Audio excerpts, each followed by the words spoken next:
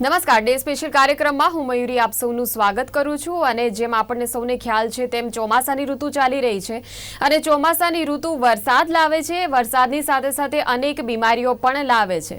હવે ઘણીવાર સ્થિતિ એવી સામે આવતી હોય છે કે આપણે જાણે અજાણીએ પણ આપણા શરીરમાં અનેક એવી આપણી અમુક આહારની એવી બાબતો હોય કે કોઈ પણ આપણી એવી આદતો હોય કે જેના કારણે સ્વાસ્થ્યની જાળવણી કરવાનું ચૂકી જતા હોઈએ છીએ અને તેના પરિણામે આપણું શરીર અનેક બીમારીઓનું ઘર બની જાય છે. ત્યારબાદ આપણે દોડીએ છીએ ડૉક્ટર પાસે દવાઓ લેવા માટે, અનેક પ્રકારના ઉપચારો, ઘરગથ્થુ ઉપચારો ચાલુ કરી દઈએ છીએ. પરંતુ સૌથી પહેલાં એક નોલેજ, એક જ્ઞાન મેળવવું જરૂરી છે, એક જાગૃતિ મેળવવી જરૂરી છે કે જ્યારે ચોમાસામાં શારીરિક તકલીફો ઊભી થતી હોય છે ત્યારે આખરે તેના મૂળિયા ક્યાં છે, તેના કારણો પહેલાં શોધીએ. અને શરીરની જે પ્રકારની અલગ અલગ પ્રકૃતિ હોય છે, જેમ આપણને ખ્યાલ છે તેમ વાયુ, પિત્ત અને કફ, આ ત્રણ પ્રકારની પ્રકૃતિ આપણા શરીરમાં જોવા મળતી હોય છે. ત્યારે આહારની એવી કઈ ખાનપાનની આપણી ટેવો છે કે જેના કારણે આપણા શરીર ઉપર કોઈ પ્રકારે આડઅસર ઊભી થતી હોય અને તેનાથી તકલીફ ઊભી થતી હોય એવું પણ બની શકે. એટલે થોડુંક આપણે સમજશું આપણા આયુર્વેદ નિષ્ણાત પાસેથી પણ, અને તેની સાથે સાથે એલોપેથી આપણને કેવી રીતે મદદ કરી શકે છે. ખાસ કરીને તાવ, શરદી, વાયરલ ઇન્ફેક્શન, આ પ્રકારના જ્યારે રોગો સામે આવતા હોય છે તે તો છે જ, પરંતુ પાચન શક્તિ મંદ પડી જાય, વર્ષો જૂના રોગ ફરીવાર આપણા શરીરમાં પાછા ફરતા હોય તેવો પણ સ્થિતિ ઘણીવાર સર્જાતી હોય છે. ત્યારે કેવી રીતે આપણે શું એવા ઉપાયો અજમાવી શકીએ, કેવા પ્રકારની દવાઓ લઈ શકીએ, કેવા પ્રકારની ભૂલો એવી આપણે કરતા હોઈએ છે જે ન કરવી જોઈએ, આ તમામ બાબતોનું આપણે જ્ઞાન મેળવીશું. આજની ચર્ચામાં મારી સાથે બે ખાસ મહેમાનો જોડાયા છે, તેમનો આપને પરિચય પહેલા હું કરાવી દઉં. મારી સાથે જોડાયા છે આયુર્વેદ નિષ્ણાત તરીકે ડૉક્ટર બિંદુબેન ઓઝા, જે આપણને આયુર્વેદની દ્રષ્ટિથી જણાવશે કે કેવા પ્રકારે ચોમાસામાં આપણે સ્વાસ્થ્યનું ધ્યાન રાખી શકીશું. અને મારી સાથે જોડાયા છે ડૉક્ટર ધર્મેશ ભટ્ટી, જે પોતે એક એમડી ફિઝિશિયન છે અને ખાસ કરીને વારંવાર જ્યારે તાવના, વાયરલ ઇન્ફેક્શનના કેસ સામે આવતા હોય છે, સાથે પાણીજન્ય રોગચાળામાં પણ વધારો થતો હોય છે. હવે તાત્કાલિક શરીરને રાહત આપે એ એલોપેથી છે, પરંતુ તેની સાથે સાથે આપણે આપણા શરીરની કઈ એવી બાબતો છે જેનું ધ્યાન રાખવાનું છે આ ચોમાસાની ઋતુમાં, તેના વિશે જાણકારી આપને આપશે. આપ બંનેનું સ્વાગત છે કાર્યક્રમમાં, ધર્મેશભાઈ અને બિંદુબેન. Thank you, thank you. જી, થેન્ક યુ. શરૂઆત કાર્યક્રમની મારે ડોક્ટર ધર્મેશ આપનાથી જ કરવી છે, કેમ કે બસ ચોમાસું આવ્યું નથી અને એક ફરિયાદો શરૂ થઈ જાય છે કે તાવ આવે છે, શરદીના લક્ષણો, અને ત્યારબાદ ખાંસી, છીંક, ઉધરસ, એ બધું આ શરૂઆત થાય છે. ધીરે ધીરે પછી વાયરલમાં પરિણમે છે. અને વાયરલ સામાન્ય રીતે દરેક વ્યક્તિમાં આ જોવા મળ્યું છે કે 10 થી 15 દિવસ સુધી વાયરલ તો રહે જ છે. પરંતુ અત્યારે સમય એવો છે કે આધુનિક જીવનશૈલી છે, ભાગદોડ ભરી જિંદગી છે, અને આટલો સમય કોઈના પાસે નથી કે આટલા બધા દિવસો સુધી આપણે કોઈ બીમારીમાં રહીએ. હવે એલોપેથી તરફથી કયા પ્રકારે એવા ઉપચારો છે કે જેના લીધે આપણે રોગ પર નિયંત્રણ મેળવી શકીએ, કેવા પ્રકારના પડકારોનો ચોમાસાની ઋતુમાં સામનો કરતા હોઈએ છીએ, શારીરિક તકલીફો કેવી આવતી હોય છે, તેના કારણો શું છે? તમે બહુ સાચી વાત કીધી છે. આપણે જયારે બી ચોમાસાની ઋતુ આવે છે એટલે વાતાવરણ છે ભેજવાળું, હ્યુમિડ એટમોસ્ફિયર થઈ જાય છે. શરૂઆતના તબક્કામાં થોડી વાર ગરમી બી હોય છે, અને જયારે વરસાદ સારા પ્રમાણમાં પડી જાય છે પછી થોડું ઠંડીનું પ્રમાણ બી જોવા મળે છે. હવે આ હ્યુમિડ એટમોસ્ફિયરમાં વાયરસ અને બેક્ટેરિયાનું અને ફંગસનું જે રેપ્લિકેશન, એટલે કે એમનું જે ઉદ્ભવ, એમના કારણે જે થતા રોગો છે એમાં વધારે જોવા મળે. કારણ કે એમના વાયરસ, બેક્ટેરિયા અને ફંગસને આપણે એમને રેપ્લિકેટ, એટલે કે એમને ઉછેરવા માટે એક અનુકૂળ આબોહવા પ્રોવાઈડ કરે છે, એક અનુકૂળ વાતાવરણ પ્રોવાઈડ કરે છે, જેના કારણે આપણે શરદી, ઉધરસ, તાવ ની બીમારીઓ, પ્લસ સાથે સાથે જે છે પાણીના ભરાવાના કારણે મચ્છરોનો ઉપદ્રવ વધે છે, એટલે મચ્છરજન્ય અને જે વેક્ટર બોર્ન ડિઝીઝ છે, જે એમાં બી વધારે જેમાં ડેન્ગ્યુ, મલેરિયા, ચિકનગુનિયા, આ બધા રોગોમાં બી વધારે પ્રમાણ જોવા મળે છે. સાથે સાથે જયારે ગંદુ પાણી અને પીવાના પાણીના સ્ત્રોતોમાં ભેળસેળનું પ્રમાણ બી વધારે જોવા મળે છે ચોમાસાની ઋતુમાં. એના કારણે જે પાણીજન્ય રોગો છે, જેમ કે ટાઇફોઇડ, કોલેરા અને જે ડાયરિયાના જે એક્યુટ ગેસ્ટ્રોએન્ટેરિટિસના રોગો છે, એ બધા રોગોમાં બી વધારે પ્રમાણ જોવા મળતું હોય છે. એટલે આ બધી વસ્તુઓ થવાનું કારણ એક અનુકૂળ જે બેક્ટેરિયા અને વાયરસ અને ફંગસ છે એમને ઓળખવા માટે એમને જીવવા માટે એક અનુકૂળ વાતાવરણ જે બને છે એના કારણે હોય છે. પ્લસ સાથે સાથે આ સમયે આપણે ઘણીવાર જોયું હોય છે કે લોકો જે અત્યારે ફાસ્ટ યુગમાં લોકો બહાર ટ્રાવેલિંગ કરતા હોય છે, બહારના ખાણીપીણી એટલે બહારનું જે પાણી પીવાનું હોય છે, ખાવા પીવાનું બહાર થતું હોય છે, એના કારણે જે ભેળસેળ વાળું પાણી પીવાથી અને ભેળસેળ વાળો ખોરાક ખાવાથી એમને પેટના અને એના બધા ઇન્ફેક્શનો થતા હોય છે. સાથે સાથે ગીચ જે સ્થળો હોય કે જેમ કે લગ્ન પ્રસંગ છે, થિયેટરો છે, મોલ્સ છે અને ભીડભાડવાળી જગ્યાઓ છે, એ બધામાં જવાના કારણે જે કોમ્યુનિકેબલ ડિસીઝ છે, જે શરદી ઉધરસ તાવ છે, એના લક્ષણોમાં બી વધારે પ્રમાણમાં જોવા મળે છે. અને સાથે સાથે મચ્છરોનો ઉપદ્રવ બી વધે છે. એટલે મચ્છરના કારણે જે મલેરિયા, ચિકનગુનિયા જે થાય છે એમાં બી વધારે પ્રમાણ જોવા મળે છે. એટલે સૌથી પહેલું જે આપણે આપણું ધ્યાન રાખવાનું છે, એટલે આપણે જે આપણે કહીએ છીએ કે આપણે પોતાનું પહેલા ધ્યાન રાખશું તો આ બધા રોગોથી અટકી શકાશે. તો સૌથી પહેલી વસ્તુ, જયારે તમે બહાર નીકળો છો ત્યારે બને ત્યાં સુધી પોતાનું પીવાનું પાણી ઘરેથી પોતાની જે સ્વચ્છ પાણીની બોટલ છે સાથે કેરી કરીને જવું. કોઈ બી જગ્યાએ બહાર કદાચ પાણી પીવું પડે તો જે ચોખ્ખા સ્ત્રોત છે ત્યાંથી આપણે જે ફિલ્ટર વાળું પાણી છે એ આપણે ગ્રહણ કરવું જોઈએ. સાથે સાથે ખોરાકમાં બી બને ત્યાં સુધી ગરમ તાજો બનેલો ખોરાક ખાવો જોઈએ. બાસી ખોરાક કે થોડી વાર ઓપનમાં રહેલો ખોરાક કે જે બહાર જે લારીઓ ઉપર મળતો ખોરાક બને ત્યાં સુધી અવોઈડ કરવું જોઈએ. સાથે સાથે પૂરા કપડાં પહેરવા જોઈએ. ફૂલ સ્લીવ ના જે શર્ટ છે, પેન્ટ છે, એ બધું પહેરવું જોઈએ. અને જે મોસ્કીટો રિપેલન્ટ છે કે એ બધા વસ્તુનો ઉપયોગ કરવો જોઈએ, જેથી કરીને તમે આ મોસ્કીટોનો જે તમને ડંખવાનું છે એ અટકાવી શકાય, એના કારણે રોગો અટકી શકાય. સાથે સાથે તમારી આજુબાજુનું જે વાતાવરણ છે એમાં ચોખ્ખાઈ રાખવી જોઈએ, જેથી કરીને ત્યાં પાણીનો ભરાવો ન થતો હોય, ગંદકીનો ભરાવો ન થતો હોય. જેના કારણે મચ્છરોનો ઉપદ્રવ છે એ ઘટાડી શકાય. જો તમને એવું લાગે છે કે મચ્છરનો ઉપદ્રવ છે તો તમે આપણે જે મ્યુનિસિપાલિટીને જાણ કરી અને એ જગ્યાએ દવાનો છંટકાવ કરવો જોઈએ અને જે બંધિયાર પાણી હોય એનો નિકાલ કરવો જોઈએ, જેથી કરીને આપણે મચ્છરજન્ય રોગો છે એનો આપણે એમાંથી આપણે રક્ષણ મેળવી શકીએ. અને બહાર નીકળે જેમ કોરોનામાં આપણે બધાએ પરેજી રાખેલી છે, હેન્ડ હાઇજીન નું ધ્યાન રાખેલું છે, સોશિયલ ડિસ્ટન્સિંગ નું ધ્યાન રાખેલું છે. એ જ પ્રકારે અત્યારે આપણે બહાર નીકળીએ તો બને ત્યાં સુધી આપણા હાથ છે એ વોશ કર્યા વગર કોઈ બી ખાવાની વસ્તુ છે એ ખાવી ના જોઈએ. પ્લસ આપણા હાથ છે એને આંખે અને મોઢાને ટચ ના કરવા જોઈએ. અને ચોખ્ખો રૂમાલ સાથે રાખવો જોઈએ, અને ફ્રીક્વન્ટ હેન્ડ હાઇજીન નું ધ્યાન રાખવું જોઈએ, અને સોશિયલ ડિસ્ટન્સિંગ નું ધ્યાન રાખવું જોઈએ. જો આપણને લક્ષણો દેખાય કે આપણને શરદી ઉધરસ તાવના લક્ષણો છે તો માસ્ક પહેરીને બાંધવું, જેથી કરીને આપણો ચેપ છે બીજાને ના લાગે. એટલે આ બધી જે પ્રાઇમરી તકેદારી છે એનું ધ્યાન રાખવું જોઈએ. હવે આ પ્રાઇમરી તકેદારી રાખવા છતાં બી જો આપણને કોઈ પણ પ્રકારનું ઇન્ફેક્શન, તાવ, શરદી કે કોઈ બી લક્ષણો બીમારીના જણાય તો તમારા નજીકના ફેમિલી ફિઝિશિયન અથવા એમડી ફિઝિશિયનને મળી એનું પ્રોપર પણ નિદાન કરી અને વહેલી સારવાર કરવી જોઈએ. તો વહેલી સારવાર કરવામાં આવે તો આ બધા રોગોથી આપણે વહેલા બહાર આવે. એટલે તમે જેમ કીધું એમ કે 10 દિવસ 15 દિવસ જે બીમારી રહે એનો આપણે સમયગાળો ઘટાડી શકીએ, જેથી કરીને આપણી એક્ટિવ લાઈફસ્ટાઈલમાં છે બહુ ફેરફાર ના પડે. અને એની સાથે સાથે મહત્વની વસ્તુ કે પોતાના સેલ્ફ હાઇડ્રેશનનું અને ન્યુટ્રિશનનું ધ્યાન રાખવું. એટલે આપણને પોષણયુક્ત આહાર ખાવો અને સાથે સાથે 4 થી 5 લીટર પ્રવાહીનું ગ્રહણ કરવું આખા દિવસમાં, એનું ખાસ ધ્યાન રાખવું જોઈએ, જેથી કરીને આપણી ઇમ્યુનિટી છે એ વધારે સારી રહે.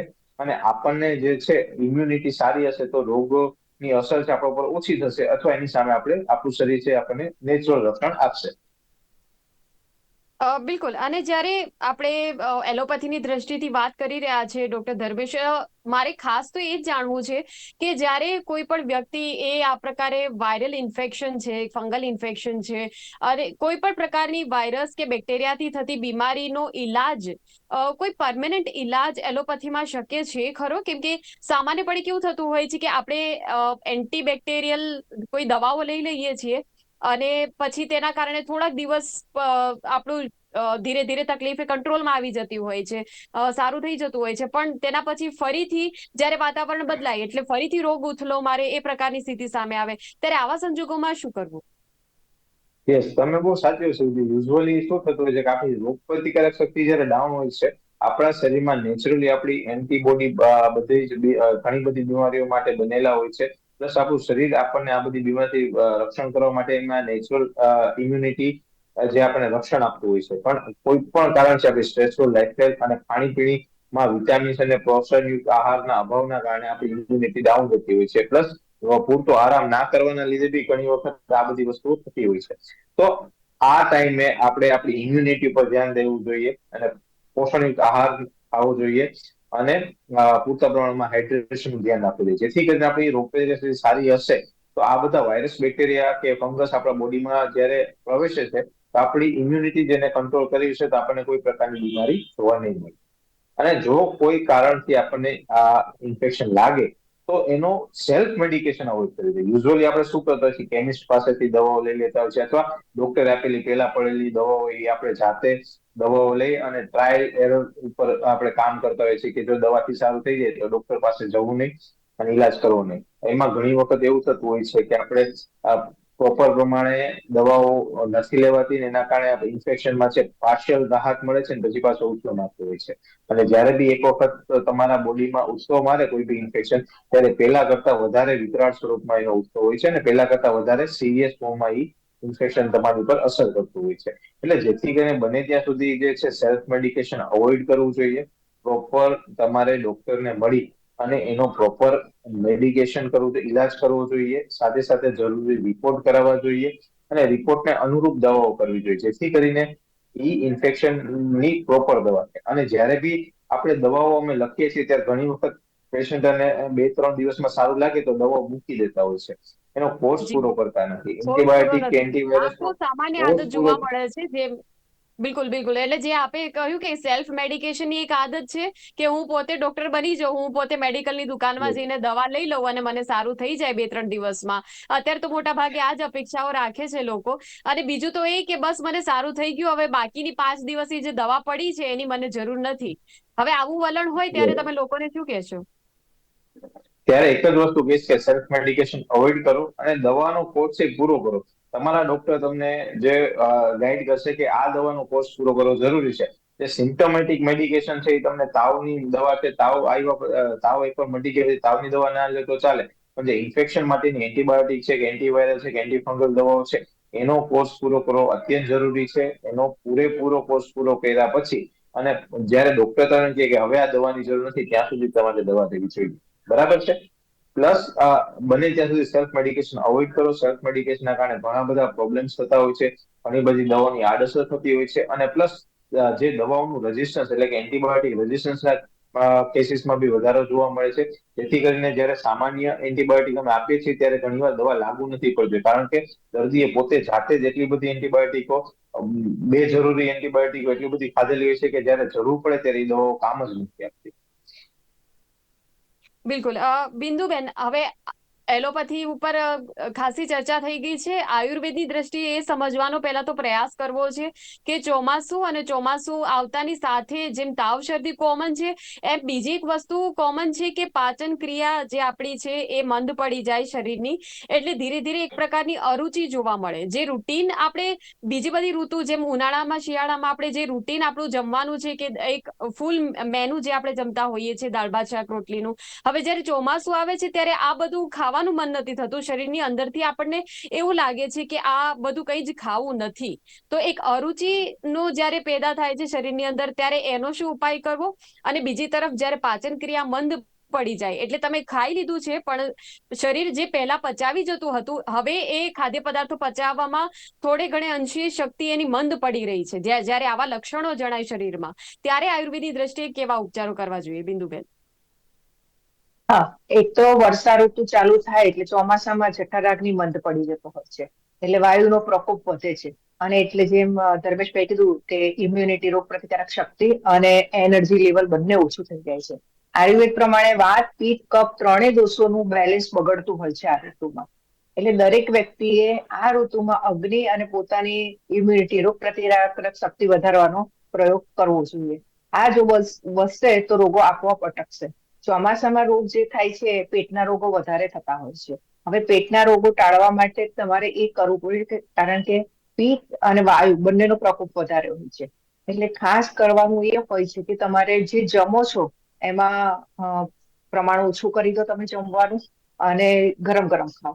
અને જમતી વખતે તમે છાશ છે એમાં મરીને એવું નાખીને લો, ફુદીનાનું છે, આદુનું છે, એ બધા શરબત આવે છે એ લો, લીંબુ આદુ ફુદીનાનું શરબત લો.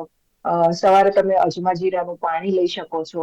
આ બધું તમારું ઇમ્યુનિટી વધારવામાં, ડાયજેશન પાવર વધારવામાં કામ લાગશે. અને એ સિવાય ચોમાસામાં તાવ શરદી સિવાય વાળમાં ખોડો થતો હોય છે, શરીરમાં ચામડીના રોગો તો ખૂબ જ વકરતા હોય છે.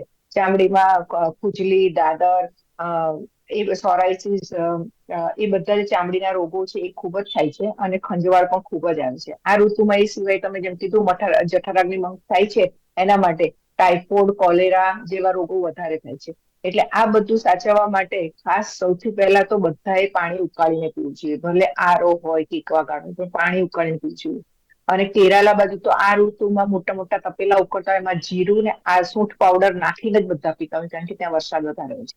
તો જો તમે એ પ્રમાણે પાણી પીવો તો તમારું રેઝિસ્ટન્ટ પાવર, શરદી, કફ એનાથી પણ તમે દૂર રહી શકો છો. ઠીક છે બિંદુબેન, પરંતુ જે વ્યક્તિ કે જેના શરીરની પ્રકૃતિ પહેલેથી જ ગરમ છે, હવે એ આ હમ ઉષ્ણતાસી ધરાવતા ખાદ્ય પદાર્થો જ્યારે લે તો પછી એને કોઈ શારીરિક હમ. આડઅસર ન થઈ શકે? હા, એટલે એને પિત્ત પ્રકૃતિ ધરાવતા હોય છે ના, એટલે કે આ પાણીમાં કેવું છે કે જીરું પિત્ત શામક છે જ, અને સૂંઠ પણ પ્રમાણમાં બહુ ઓછું લેવાનું છે. અને સૂંઠ એ ત્રિદોષ શામક છે, એટલે એવું નથી કે સૂંઠથી તમારા શરીરમાં ગરમી વધશે જ. અને એવું હોય કે તમારી પિત્ત પ્રકૃતિ છે તો પ્રમાણ ઓછું રાખવું. જીરું તો ઠંડુ જ છે, એટલે તમને કોઈ વાંધો નહીં આવે પિત્ત પ્રકૃતિ વાળા. અને જોડે જમવામાં સાંજે જમવાનું ઓછું કરો, અને સાંજે સૂપ છે, રાબ છે, કાંજી છે એવું લેશો તો પણ, અને બાળકોને એ રીતે ટેવ પાડો કે સાંજે થોડું હલકું ખાય, એનાથી પણ તમારું ઇમ્યુનિટી પાવર તો વધશે. ચોક્કસ. આપણે એટલે શું ખાવું જોઈએ એના વિશે તો વાત કરીશું, ન ખાવું જોઈએ એના વિશે પણ થોડી ઘણી વાતો કરી લઈએ. તો બિંદુબેન, તમામ હા જે 3 દોષો છે એ તમામ પ્રકૃતિના મુજબ કયા કયા ખાદ્ય પદાર્થો કોણે કોણે અવોઇડ કરવા? હા, એટલે જેને વાત પ્રકૃતિ છે એને ખાસ ચોમાસામાં કઠોળ ને એવું ઓછું ખાવું જોઈએ, કે જે ગેસ કરે છે તમને.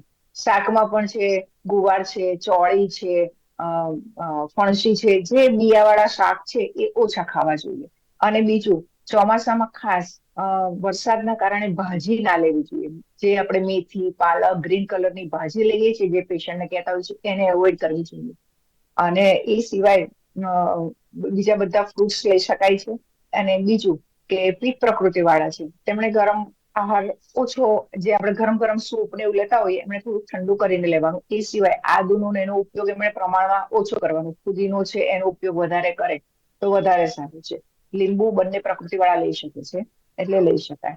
અને કફ પ્રકૃતિ વાળા જે છે એમણે ભારે ખોરાક, જે કફ કરે છે એવા, જેમ કે ઘી છે, ગોળ છે, મીઠાઈ છે, એવા બધા આહાર લેવાનું ટાળશે તો 3 પ્રકૃતિ વાળાનું સારું રહેશે. બિલકુલ. હવે આપણે જ્યારે આહારની આદતો વિશે વાત કરી રહ્યા છીએ બિંદુબેન, મને એક સવાલ એ થાય છે કે એક વિરોધી આહાર વાળી વાત આયુર્વેદમાં કરવામાં આવી છે કે હમ એક ખાદ્ય પદાર્થની સાથે એક ખાદ્ય પદાર્થ એ જો એકબીજાના વિરોધી તાસીર વાળા હોય તો એક સાથે ન લઈ શકાય. તો એવા કયા હમ. કયા પ્રકારના ખાદ્ય પદાર્થો જે છે એક સાથે બિલકુલ જ ન લેવા જોઈએ, અવોઇડ જ કરવા જોઈએ? એક હા વિરોધી આહાર વાળી જે આખી વાત છે એના સંદર્ભમાં કહી હા લેશું. હા, એટલે એ વિરોધી આહાર છે. પહેલા તો આપણે જો વિહાર તરીકે ગણીએ તો તમે ગરમ પાણી પીધું અને તરત જ ઉપર ઠંડુ પાણી પીવું, અથવા ચા પીધી ને તરત કોલ્ડ ડ્રિંક્સ કંઈ પણ પીધું, એ પણ એક વિરોધ થઈ જાય તમારે. દૂધમાં કોઈ પણ ફ્રૂટ્સ ના લેવા. દૂધમાં ફ્રૂટ્સ લો, ફ્રૂટ્સ ખાટા હોય છે, દૂધમાં ફ્રૂટ્સ લો તો એ પણ આયુર્વેદ પ્રમાણે વિરુદ્ધ આહાર છે.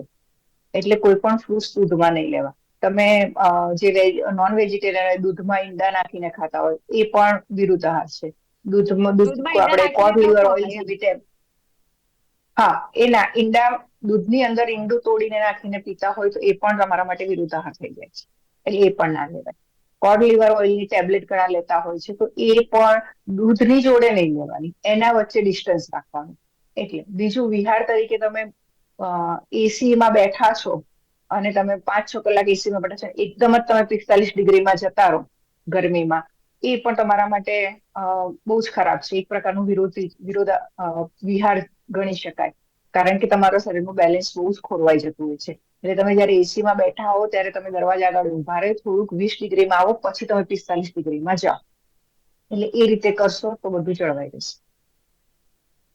ચોક્કસ. કાર્યક્રમ હવે અંત તરફ છે, એટલે ધર્મેશભાઈ એક છેલ્લો અંતે સવાલ મારે એ પૂછી લેવો છે. અત્યારે આ ઋતુમાં સામાન્ય રીતે તમારા નિરીક્ષણમાં દર્દીઓમાં કઈ એવી બાબતો તમારે ધ્યાનમાં આવી છે કે જે ખૂબ જ મતલબ આ ભૂલ કરતા હોય છે લોકો, કે આવું જ્યારે લોકો કરે એટલે ચોક્કસ એમનું શરીર રોગોનું ઘર બને જ, તો એવા કયા પ્રકારની ભૂલો કરવાનું ટાળવું જોઈએ? બેઝિકલી સૌથી પહેલા તો ખોરાક. આપણે મોટા ભાગના જે લોકો જે છે એમને બહારનું ખાવાનું બહુ આદત હોય છે, અને મોટા ભાગના જે અમારે પેશન્ટો આવે છે એમાં ક્યાંક ને ક્યાંક બહારનું ખાવાનું અને અનહાઇજેનિક ખોરાક ખાવાના લીધે ઇન્ફેક્શનનું પ્રમાણ વધારે જોવા મળતું હોય છે. બીજી વસ્તુ કે લોકોમાં બીજી ભૂલ જોવા મળે કે જ્યારે સામાન્ય લક્ષણો હોય કોઈ બી બીમારીના, ત્યારે એ લોકો બને ત્યાં સુધી પોતાની જાતે ઈલાજ કરવાનો, અને કેમિસ્ટ જે આપણે ફાર્મસી હોય એમાંથી દવાના દુકાનોમાંથી ડાયરેક્ટ દવાઓ લઈ અને જાતે ઈલાજ કરવાનું કરતા હોય છે. આ બે બહુ મોટામાં મોટા પ્રોબ્લેમ્સ કે જેના કારણે જ્યારે અમારી પાસે દર્દીઓ આવે છે ત્યારે ઘણી વખત બહુ સિરિયસ કન્ડિશનમાં આવતા હોય છે, અને અમારે પછી એમાંથી દર્દીને બચાવવા માટે ઘણી મહેનત કરવી પડતી હોય છે. અને ઘણી વખત અમે રોગ એટલો બધો વધારે હોય છે કે દર્દીને બહુ એના જીવનું જોખમ બી સર્જાતું હોય છે. એટલે મારી તો એક જ સલાહ છે બધા લોકોને. એક તો સૌથી પહેલા તમે આપણી ખાવા પીવાની જે હેબિટ છે એને આપણે પ્રોપર ધ્યાન દેવું જોઈએ. આપણને જે પૌષ્ટિક આહાર છે, જીભને કરતા શરીરને જે જરૂરી છે એ ખોરાક ખાવો જોઈએ. બને જ્યાં સુધી લોકો જીભને ગમે એ વધારે ખાવાનું પ્રેફર કરતા છે, એ અવોઇડ કરવું જોઈએ. બીજી વસ્તુ કે તમે જાતે ઈલાજ કરવાનું ટાળો. પ્રોપર તમારા ફેમિલી ફિઝિશિયન અથવા એમડી ફિઝિશિયનને બતાવી અને તમારો જે છે ઈલાજ વહેલી તકે ચાલુ કરાવો, જેથી કરીને સામાન્ય ત્યારે રોગની શરૂઆત હશે એના મૂળમાંથી જ આપણે ઈલાજ ચાલુ કરી દઈશું તો આપણને રિકવરી છે ફાસ્ટ આવતી હોય છે. અને એના કારણે ત્રીજી વસ્તુ જે છે એ પૂરતો આરામ અને હાઇડ્રેશન.